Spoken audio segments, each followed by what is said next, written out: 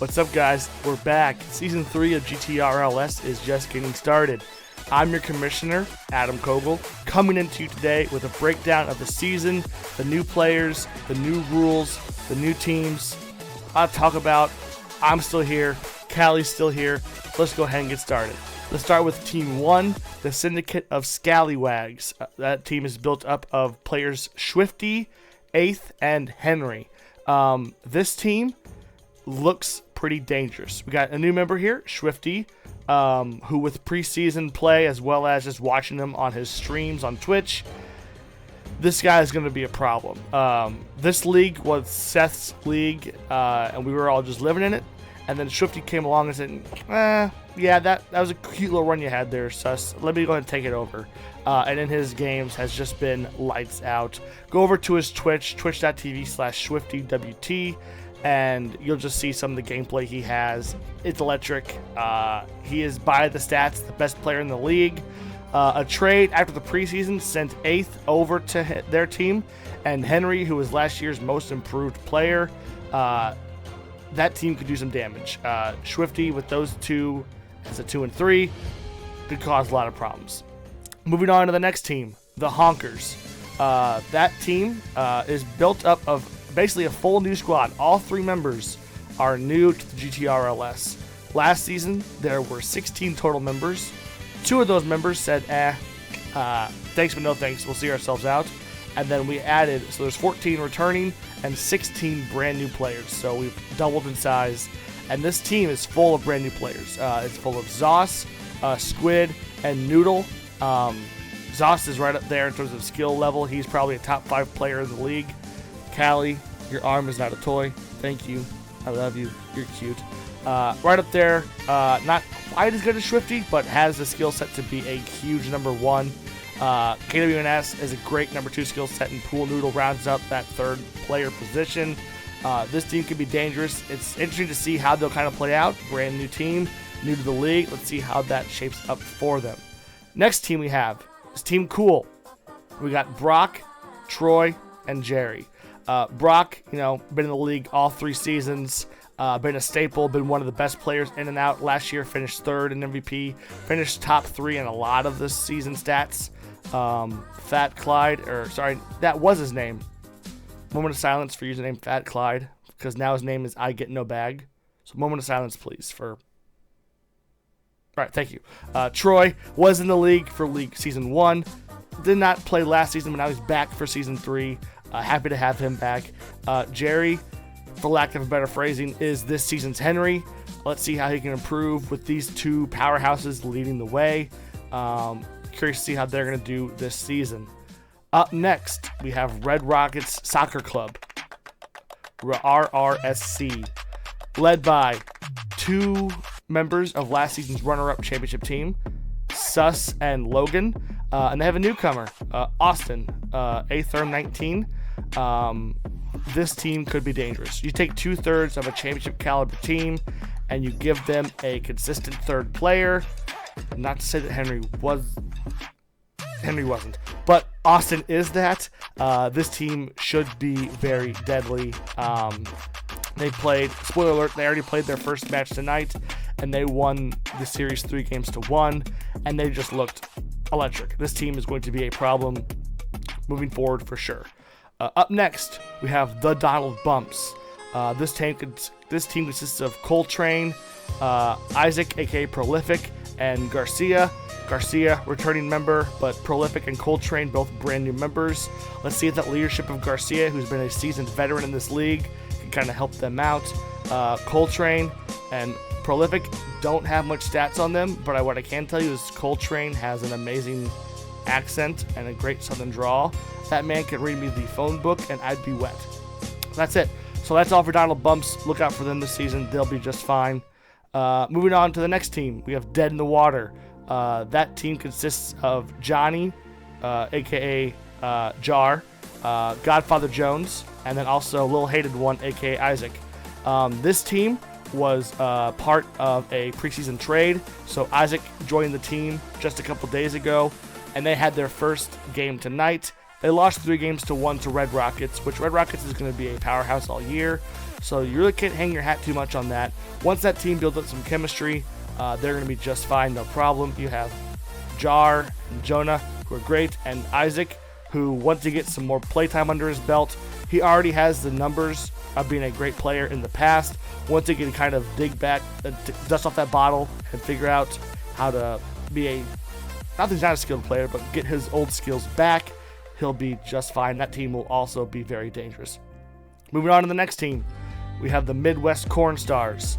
I don't know who decided to let Kevin and Ross be on the same team, but this is going to be an absolute problem. These two have played together for years, and then you add Rick, aka Lilac Abyss. He's been a little busy. Life happens outside of Rocket League, not for me, but for some people. So curious to see how they're going to mesh together.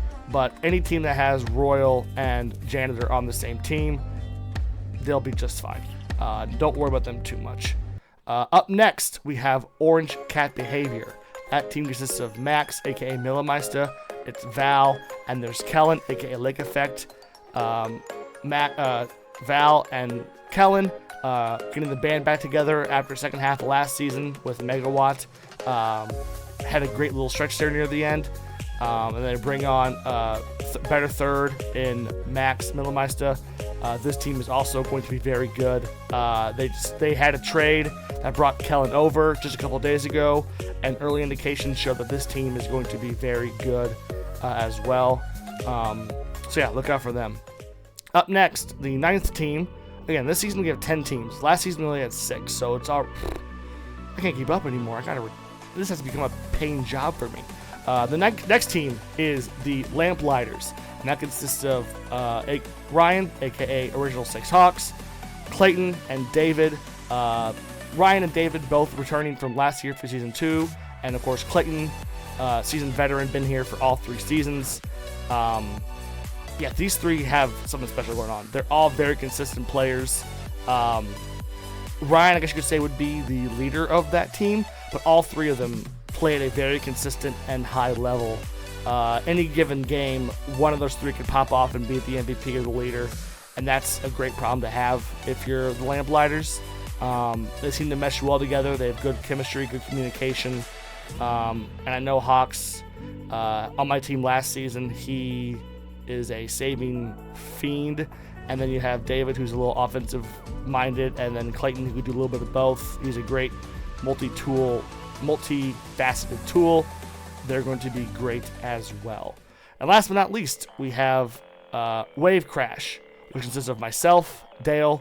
You have Doobie and Bubbles. This team is brand new after a preseason trade. We traded Bubbles and Eighth, have swapped teams. So now Eighth is on Syndicate and Bubbles is on Wave Crash. I'm not saying we're going to win the league. I'm not saying that. I would be shocked if we did.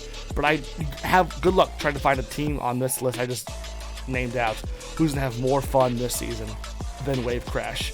We'll do a little bit of trolling, a little bit of debauchery, a little bit of tomfoolery perhaps. We're going to have a lot of fun all season. And we're also all pretty good. We mesh well. We have a lot of fun. And this is going to be a fun team. Might not be a championship winning team, but it will be a fun team. And you can bet your bottom dollar on that. So that's the team. That's the system. That's the 10-team league. It's crazy to see how much we've grown only in the last couple of months. A couple changes to go over. This season, instead of just basing the standings based off of wins and losses, we've changed it up a little bit. We now do a points system. So the way the point system works is if you win your series, you get 2 points. If you lose a series, you get 0 points. But there's some more caveats to it as well. There's 3 more actually. Number 1 is if you sweep the series, so you beat the opponent 3-0, you get 3 points, and the loser gets none. Okay, that's 1. The second caveat is if it goes to a game 5, that means if you play the most matches possible, the team that wins gets their 2 points, but the losing team they still get 1 point for forcing to game 5, effectively overtime.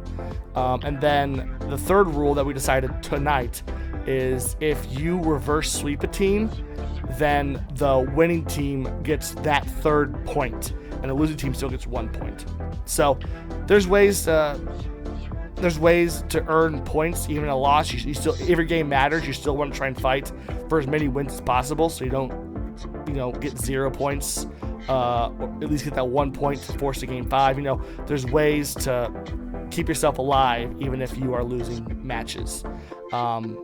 Besides that, the games have just started. We had our first match tonight. As I mentioned earlier, you had the Dead in the Water lose to Red Rockets 3-1, so that's 2 points early for Red Rockets, and a quick 0 points and a 1 point in the L column for Dead in the Water. But it's a long season. Every team will play the other team 1 time, and then based off of your standings after those 9 games is how we will determine who you play for your last game before the playoffs.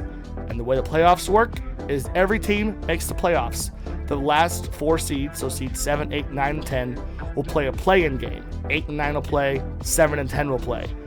Once those 2 matches happen, they get pushed into the normal bracket, where the highest seed left faces a 2 seed, and the lowest seed left faces the 1 seed, and then it's just a normal bracket play. It's a best-of-7 series in the playoffs, single elimination, winner take all.